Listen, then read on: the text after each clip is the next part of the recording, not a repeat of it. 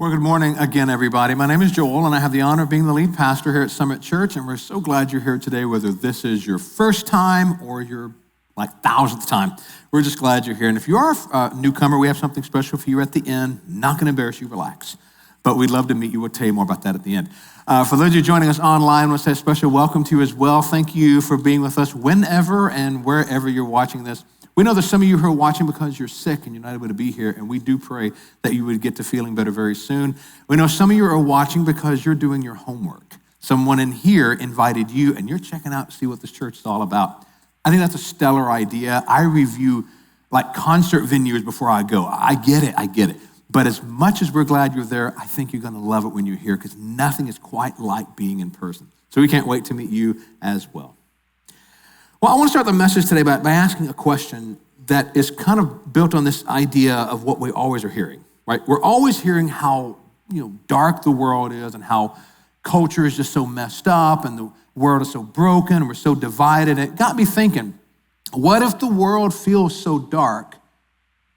What if the reason the world feels so dark isn't because there's no light, but because the light keeps getting hidden? There have always been a certain number of Christians and a certain number of non-Christians. And, maybe at certain times in history it felt different. I don't know. But I just think, what if the problem in the world is really not them? I mean, I will often say, standing in this very spot, you can't blame the world for acting like the world because they don't know any better, right? I mean, you're someone who doesn't claim to be Christian. You can't expect them to act Christian. They don't believe this. They don't profess this. I'm talking about us. What about us? If maybe the world is so dark because we're not doing what we're supposed to do.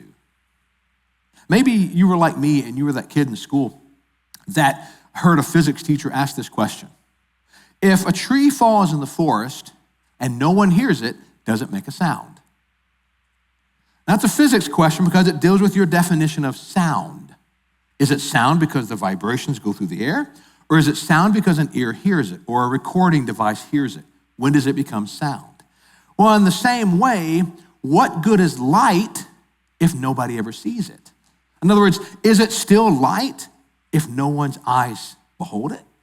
If you're just a random light shining for Jesus, but nobody ever notices that, is it still light? Like the tree in the forest, does it count? Because what if our world stinks and what if our world is darker? Because the problem isn't out there. What if the problem is actually in here? What if the problem is actually in here? What if they're doing what they're supposed to, but what if I'm not?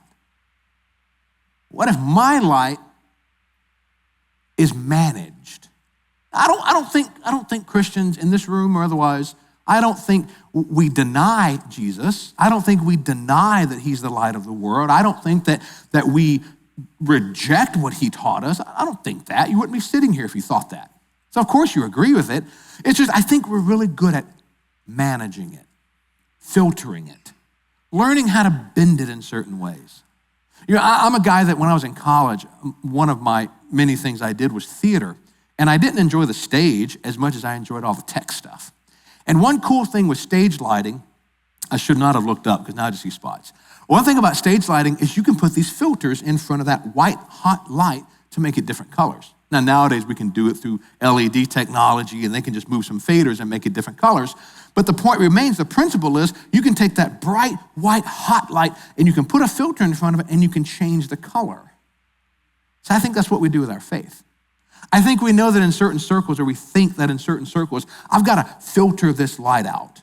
They can't take the rawness of my faith. They can't take the realness of Jesus. So I've got to filter that. But funny thing with that stage light, when you put a filter in front of it, they call it a gel. When you put that gel in front of it, it changes the light. It changes the quality of it. It's no longer white. It's no longer as bright anymore. You actually removed something of it. And what if we're doing the exact same thing in our world? What if we're doing the exact same thing with our neighbors? What if we're doing the exact same thing with our coworkers and our family and the people we talk to at the grocery store or the cashier at the restaurant or whatever? What if our light has just been filtered for so long that nobody even sees what it is anymore and they just see a version of the light but not actually the real thing? That's what Jesus is about to hit us with in this series, Small Stories, Big Truths, where we have been talking about these little bitty, tiny parables. They're just a few verses long, but then they pack a punch. And the funny thing about it is Jesus isn't trying to step on our toes. He's trying to hit us in the heart because he's trying to change our behavior. He's trying to convict us and change us. He's trying to cause something in us to shift so that it now makes a difference in our world. Because after all, that's where it counts. This is important, but this is not where it counts. It counts Monday through Saturday, when people see it, when the light needs to be seen the most, where it's needed the most. So today, we're talking about Jesus talking about being a light for the darkness. And we're in Mark chapter 4 for that. Mark chapter 4, 21 through 25. It's page 684 and 685 in the Pew Bible in front of you. And like we said in the video, if you don't have one, you want to keep it, or you want to take it for a friend, keep that Pew Bible, take it to them. You can scan any of the QR codes within your eyesight, and you're going to end up with our digital message notes. And that's just for convenience. I don't care if you want it in print or want it electronic. I don't care either way. That is up to you. But the advantage of it being there is if it's in the digital version, you have the response card right there in front of you. It's at the bottom, and I think it's called My Response Today or something like that. But either way, you can Google Mark chapter 4, 21 through 25, and you're going to get there. I just want you to see this. Mark chapter 4, 21 through 25. And this is what Jesus says. Jesus said to them, "Do you bring a lamp to put it under a bowl or a bed? Instead, don't you put it on a stand? For whatever is hidden is meant to be disclosed, and whatever is concealed is meant to be brought out into the open. If anyone has ears, let them hear. Consider carefully what you hear," he continued. "With the measure you use, it will be measured to you, and even more. Whoever has will be given more. Whoever does not have, even what they have will be taken from them." Now, Jesus starts off with something we can easily agree with. Light is meant to be seen. That is not meant to be earth-shattering. It is not a revelation. It is not even something you're going to go, I never knew that. Of course we know that. That's the power of these stories Jesus told. He starts off with something we all understand. Light is meant to be seen. Funny thing with light, though, light doesn't fight to be seen. If we turned off all the lights in this room, if we just made it pitch black, you would quickly notice that light leaks through. As much as we try to control the lighting in here, it will leak through the windows. Behind those Hope Lives Here banners, there's sunlight on the other side of that. And you would see it start to peek through. There's a stained glass window as you leave. When you look up, it's a cross. It's beautiful from the street. At night, it's lit up. You don't notice it much right now, but if we turned off all the lights, you would suddenly see all that light penetrating through. Light doesn't fight. Light just simply pushes the darkness back. Even if you were in a pitch black room and all you had was a tiny little baby flashlight and you lit that thing up and put it on the ground, suddenly you would see what's in front of you. That's not earth-shattering, but that's what light does. It is meant to be seen. So Jesus comes along and says, okay, do you get a lamp? Do you get a light and cover it? Is that the point? Is the point of you trying to illuminate darkness to not see it? Of course not. The point of making a lamp, whether it's gas or electric or fuel or whatever it is, it's meant to be seen. It's meant to show something. He said, no, if you're trying to see, you're going to put that light as high as you can so you can see more. Why do we put lights on our ceilings? So the light can disperse, so we can see more. There are all kinds of mathematic formulas on how we put lights to keep it even, but why do we do that? Because up high, it can spread out more. Jesus is saying the exact same thing. When you take this light and you hold it really high, it's going to illuminate more. But Jesus isn't talking about illumination. He's not talking about that which is measured in lumens or whose color temp is measured in kelvins. No, he's talking about him. He is the light, and the lampstand is our life. It is the life we lead. It is how we conduct ourselves. And as we hold him high, more people see it. So now you kind of see where his punch is starting to come in. Because he's saying, would you get that kind of light and hide it? No, because the function of a light is to be seen. It's to be put as high as possible so that it does the most good to light up the most darkness. Because remember, light doesn't fight. It doesn't fight darkness. It just simply pushes back on it. And that's it. Amazing thing with our eyes. You could be sitting out in the country with no artificial light around you, and you look up at first and you don't see anything. And then after a while, your eyes adjust and you see all these stars that have always been there because light doesn't fight to be seen. It just shows up. And Jesus is saying the exact same thing. A light's function is to be noticed. And then he goes on into the next part, his application, which is this dimmer switch principle. You know, dimmer switch, like what's in your house, you turn the knob up, lights get brighter. Turn it down, lights get dimmer. And Jesus is actually talking about this 2,000 years ago. Not in electrical terms, but it really works for our understanding. He starts off by saying, consider carefully what you hear. Now, this is Jesus' way of saying, hey, lean in and pay attention. Our minds get very distracted very quickly. It does not take much, like right now, all your eyes diverted one direction. Like, you'd be shocked what I see up here. You would be so surprised. I see you texting. I see you making lunch plans. I see you texting your spouse and she or he is right there. Now, I hope you're saying something sweet and kind and not just something like, hey, babe, I'm hungry.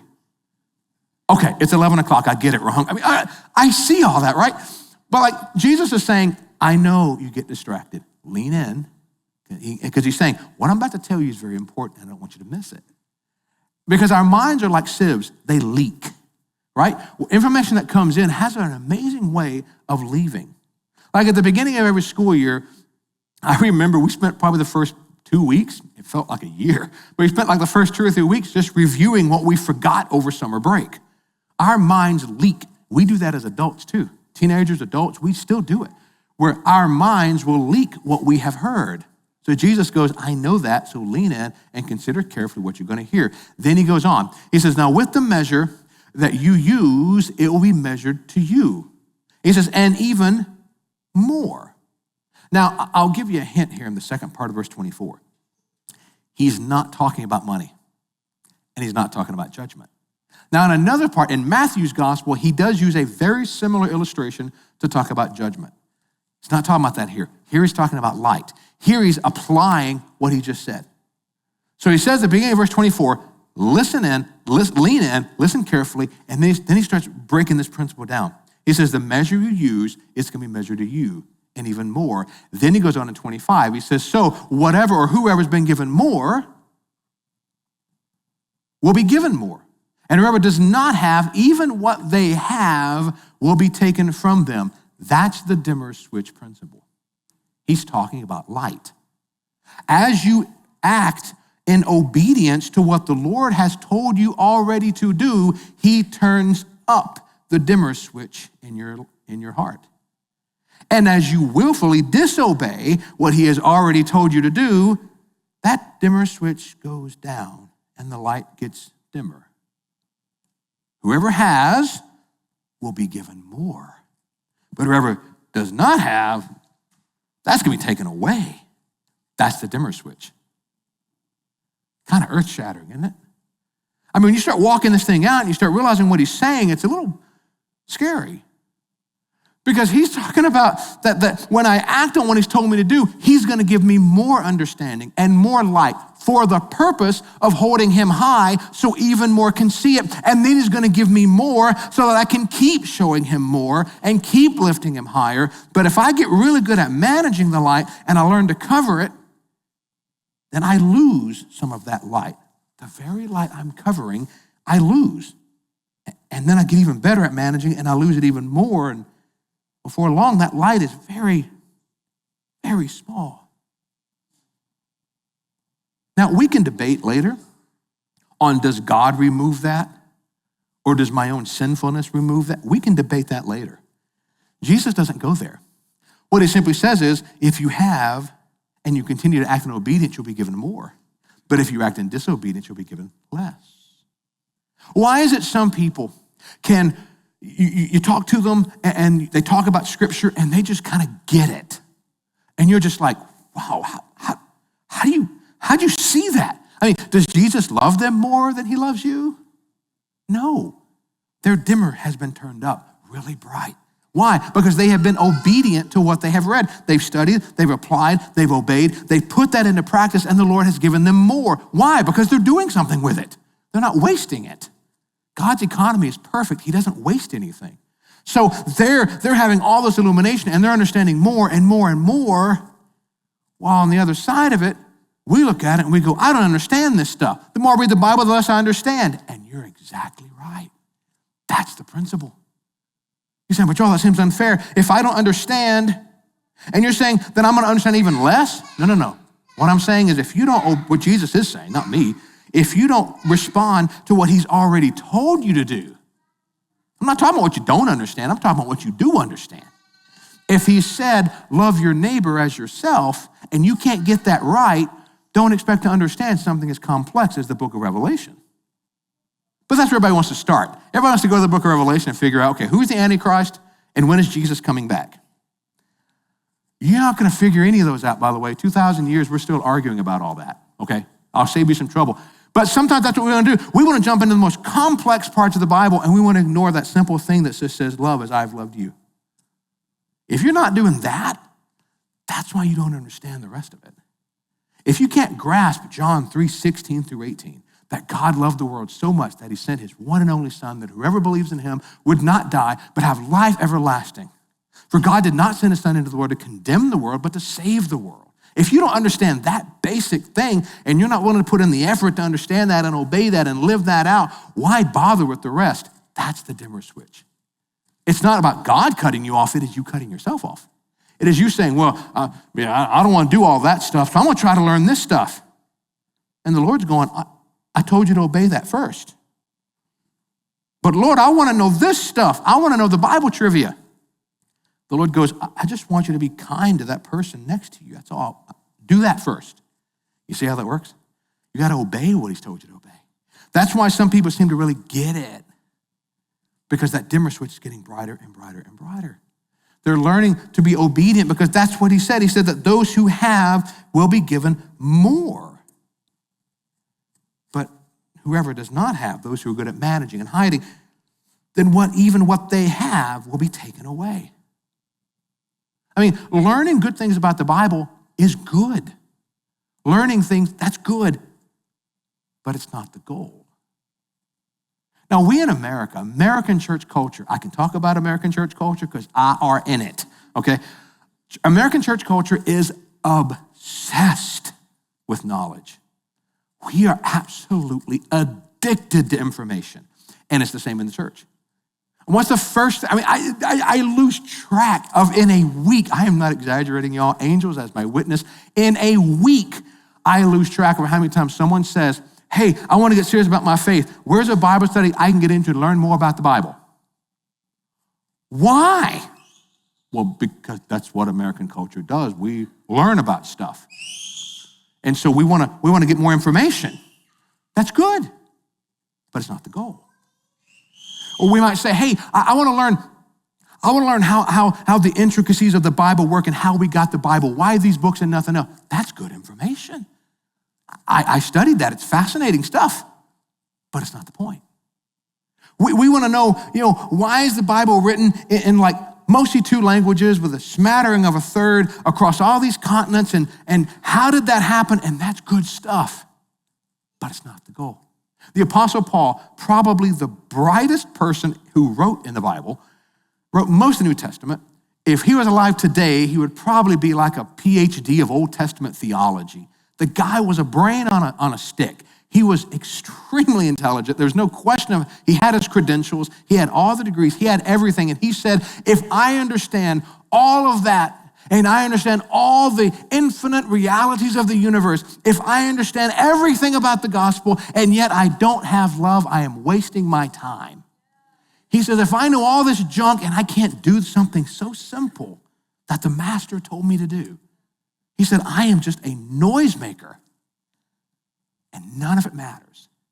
Like, information is not the point.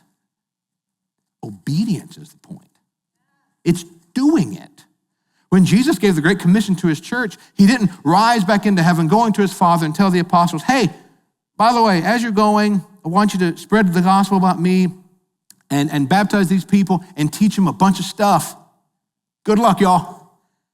No, he said, teach them to obey all the things I've commanded. So the knowledge is important, yes, but only because the knowledge is meant to be put into our feet. The light is meant to be integrated so the dimmer gets turned up. It's meant to actually illuminate the darkness in us so it can illuminate outward. It's about doing. Not doing to gain your salvation, of course. It's about doing because we have been saved, because he has brightened our souls. He's illuminated us, that we're meant to shine. Saint, if Jesus has lit you, he intends to show you. He has not lit your soul on fire to teach you how to manage him. No. If he has lit you, he intends to show you. So what the Church of Jesus in America does not need is more revelation. We need more response. There's all kinds of knowledge. You don't even need me for knowledge. There are much better preachers out there. YouTube them. There are much better ones out there. You can get knowledge everywhere. I am not Google. I am not Gemini. I think I'm a little better than Gemini in terms of application. But I am not Google. You can find information easily. You could have sat here in this very message and taken the same passage and just said, hey, what's this passage mean? And you would have gotten all this information in seconds. But that's not the point. The point is, if Jesus lit you, he intends to show you. The point is not revelation. The point is response. The revelation has been given. The issue is the response, because he intends to show you. The Apostle Paul, the aforementioned brain on a stick, wrote this in Philippians chapter 2, 14 through 16. He said, do everything without grumbling or arguing. Why? Here's his why. So that you may become blameless and pure, children of God, without fault, in a warped and crooked generation. And why is that important? He answers that. Then you will shine among them is the world, like stars in the sky as you hold firmly to the word of life.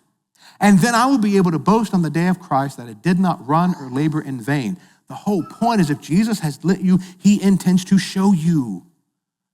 He intends you to do something with it. He intends you to live that out.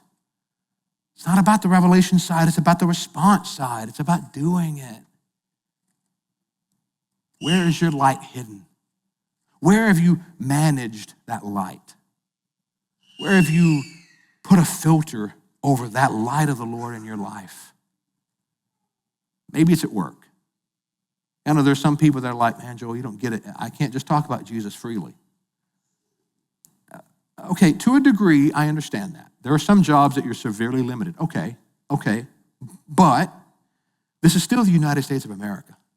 And if your employer prohibits that, maybe you need a new employer, or maybe you just need to ask the Lord how you're supposed to shine in that situation. Because some of our brothers and sisters around the world, most of them in fact, they can't speak openly of their faith either, and yet the church is exploding in those areas. Places like Cuba, places like China, and they get killed if they talk. North Korea, the church is exploding in these nations where they're not supposed to talk about it. So maybe there's still a way to shine your light in very hostile places.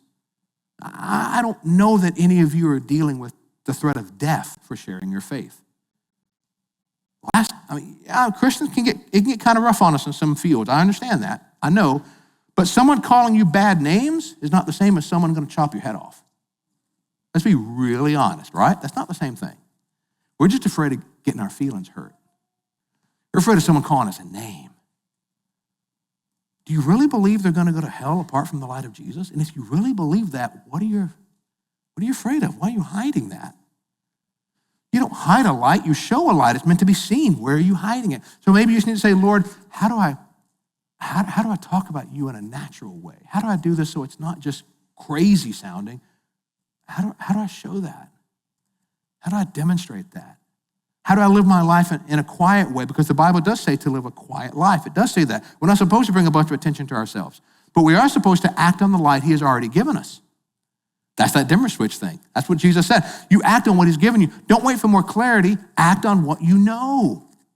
I think because we are so addicted to information, we want to say, okay, Lord, I'm going to obey you, but you're going to have to give me the whole blueprint. I need to know from here to here, how are we going to get there? And then I'll do it. And we do it in so many ways. We'll say, Lord, I'll give financially if you show me all these details. Lord, I will serve you in this ministry if you show me all these details. Lord, I will, you get the point. Right? We meter this out and say, well, if you give me enough clarity, I'm going to do it. And the Lord goes, click. I've already told you what I wanted you to do. The question is not, do I need more revelation? The question is, what am I going to do with what I do know? If he's already told me to do something and I'm not doing it, that's a step towards getting dimmer, not brighter. Act on what you know you're supposed to do. And then he said, I'm going to give you more. That's probably been the hardest thing for me to learn because I'm a control freak. I know that's a shock, but I am. And that's where I struggle. I struggle with saying, oh, hey, Lord, I'll follow you. I'll go to the ends of the earth. And at one point in my life, I thought California was the ends of the earth. And now 20-something years later, I'm like, no, this is pretty cool. But I was like, Lord, I'll go anywhere. But you just got to tell me how it's going to work. And I think the Lord just laughed. And he's like, nope, you're just going to have to trust me. I don't want to trust you. I want you to tell me what's going to happen, Lord. And he's like, son, what did I tell you to do? Okay. Act on the light he has already given you. If you've committed your life to Jesus, but you've never been baptized, you know you need to get baptized. We say it every time we do baptism. That's your first step of obedience. Act on the light he's already given you. If you know you're supposed to serve, and we tell you from Scripture you're supposed to serve, but you're not serving, act on the light he's already given you. Do something. I don't know how. Go to the info center and say, I want to serve, but I don't know how. Open your mouth, okay? Act. If I could underline that, I would. Act on the light he's already given you. If you need to get involved with one of our outreaches into the community, and that really just rings your bell, yes, then do it. Act on the light he's already given you. Because as a congregation, when we all come together, Summit Church is called to shine for him. We are called not to be a hidden church, but to be a visible church, to be a church in the community, a church that if we were to disappear tomorrow, we want our city to miss us. Because that's what we're supposed to do as Christians. We're called to shine. We're called to illuminate. We're called to lift Jesus up and to make much of him so that the world would see, hey, there's something going on with those people. Notice I said people, not place. We're not trying to build a church for people to attend. We're trying to build a light for people to see. Because that's what the world needs. The world doesn't need another meeting place. We got Starbucks for that kind of stuff, okay? We can meet in a lot of places. We got your homes we can meet in. We don't need meeting places. I got a lot of Christians, statistically speaking, most Christians on the planet don't have a meeting place, but they're still the church because that's the people. Summit Church is called to shine for him. The whole reason that, as I was explaining during the offering, the whole reason that we had to cut back was not because we mismanaged. It became we had to make an adjustment. Money didn't come in. We had to make some expense adjustments. Why did we do that? Because we want to make sure we secure the future of what the Lord is doing here. And there's some exciting things that are happening now and exciting things that are coming up. One of those exciting things we have to do, one of the reasons we needed to create some margin in there is that we need to hire a worship pastor. Now, right now, Pastor Tony and I are filling in for that. And you need to say a prayer for our worship team because, man, they got to deal with us. And I used to do it for a living, but it's been a few minutes. Tony's great. And he handles all the shepherding stuff. I do a lot of the musical stuff. But I'll be honest, we're at the limit of what we can do. And the worship team, and when I say worship team, I mean the people you see and the people you don't see. There's production people that you don't see on the side, and then there's people back here in the booth and people up at the top who do the live stream, people at the camera. There's all those people. That's the whole worship team. And we're at the limit of what we can do because we're at that point that it becomes, okay, Lord, as you provide, we're going to act as a church, and we're going to make that step. We're not there yet, but that's a step we need to make to help us shine for the Lord. Coming in the fall, there's some cool things coming in fall. Lord willing, we're going to keep making that move back into 2 services. We need more space. We're filling up. And you don't wait till you're out of space. That's too late. You got to anticipate all that. And we're saying, Lord, when is that supposed to happen? We have a pretty good idea where he's leading us, and that's exciting. In the fall, we're going to kick off this Wednesday night Connect Night where we have something. We've kind of been prototyping that. Some of you are already involved in some of this stuff on Wednesday nights. We've been prototyping it. We're going to push everything together and do so much stuff during the week because that's what we hear people need. They need some kind of midweek oomph. Midweek push, midweek lift, whatever you want to call it. We're calling it this Wednesday night Connect Night. All that's happening. Why? Because we're trying to make sure that as a church, you're good and polished off so that you can shine for him.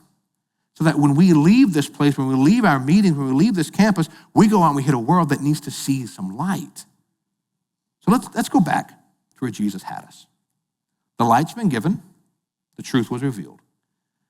Jesus says, I'm the light. Your life is the lampstand. He says, I've called you to have the joy of showing me to your corner of the world. That means you're all missionaries to somewhere. Maybe your world is really small and it's just you and a couple more people. Wonderful. That's your mission field. Maybe your world is big and you can influence thousands. Good. That is your mission field. Whatever it is, that's where you're called to shine. Because Jesus has lit you and he intends to show you. So don't be in a practice of covering what Jesus has lit in you.